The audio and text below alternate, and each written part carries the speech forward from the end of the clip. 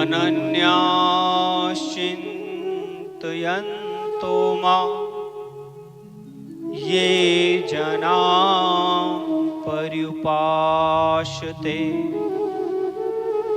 तेषां नित्याभियुक्तानां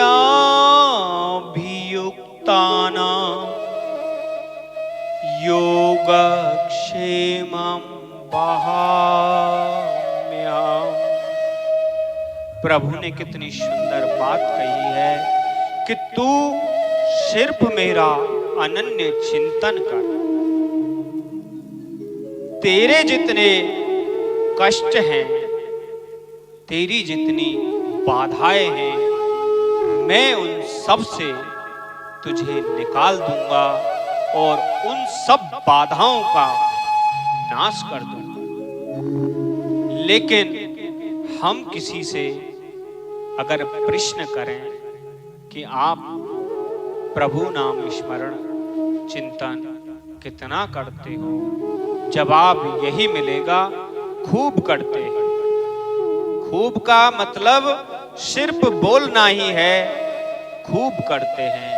खूब कितना करते हैं इस बात का किसी को अंदाजा नहीं। नाम जप करते हुए प्रभु का रूप ध्यान भी करना जरूरी है। यह भी भगवान की भक्ति में, श्रेष्ठ भक्ति में आता है। जैसे ही हम प्रभु का नाम स्मरण चिंतन करते हो, तो नाम स्मरण चिंतन के साथ आप रूप ध्यान जरूर करो। जैसे हम किसी से प्रेम करते हैं या किसी को अपना करीबी समझते हैं, हितैषी समझते हैं, उसको हम याद भी करते हैं। जैसे हम किसी को याद कर रहे हो, लगातार 4, 6, 10 दिन याद कर रहे हो, तो वो याद की जो आह है, याद की जो चिंता है, वह याद की चिंता उस मनुष्य तक जरूर पहुंचती है। 10 दिन हमने किसी को याद किया और उसके बाद हमने उसको फोन से या किसी विजन से उससे संपर्क किया, तो उसके भी मुख से यही आवाज आएगी कि हाँ, मैं भी बहुत याद कर रहा था, मैं भी बहुत याद कर रही थी। अब इसमें क्या है कि हमारा जो चिंतन है उसके लिए प्रगाढ़ है। ऐसे ही चिंतन प्रभु के लिए मनुष्य को बढ़ाना है। जैसे आप प्रभु को याद करोगे, प्रेम करोगे, रूप ध्यान करोगे, चिंतन करोगे, ऐसे ही आप प्रभु की दृष्टि में निवास करोगे। जब जीव प्रभु की दृष्टि में निवास करने लग जाता है, तो फिर अपनी जिम्मेदारियां खत्म हो जाती हैं और सारी जिम्मेदारियों का मालिक प्रभु हो जाता है।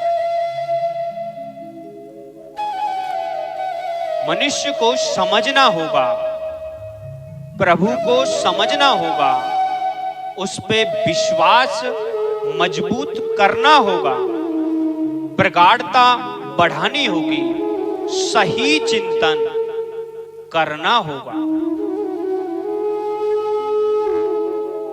तुम्हारी यादों में जैसे कोई अपना आता है, वैसे ही प्रभु की यादों में आप अपने बनकर पहुंच जाओगे।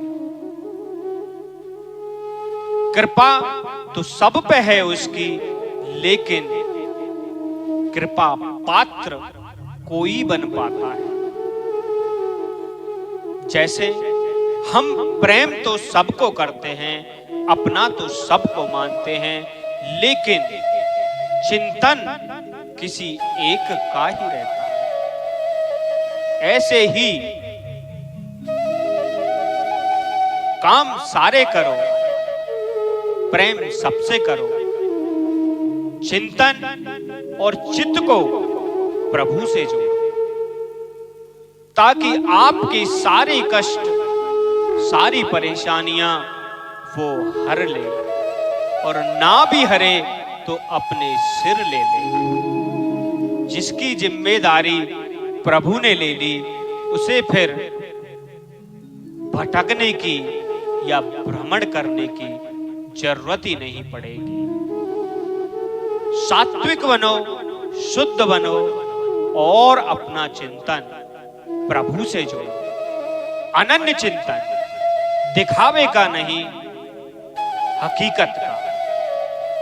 जो दिखावा करता है वह प्रभु का चिंतन नहीं कर रहा है, वह चोरी कर रहा है। जो चिंतन कर रहा है और चित्त को चित्त चोर से जोड़ रहा है, वो प्रभु का कृपा पात्र बन जाए। आपको समझना है कि हमें चोरी करनी है या चित्त को चित्त चोर से जोड़ना है। राधे राधे।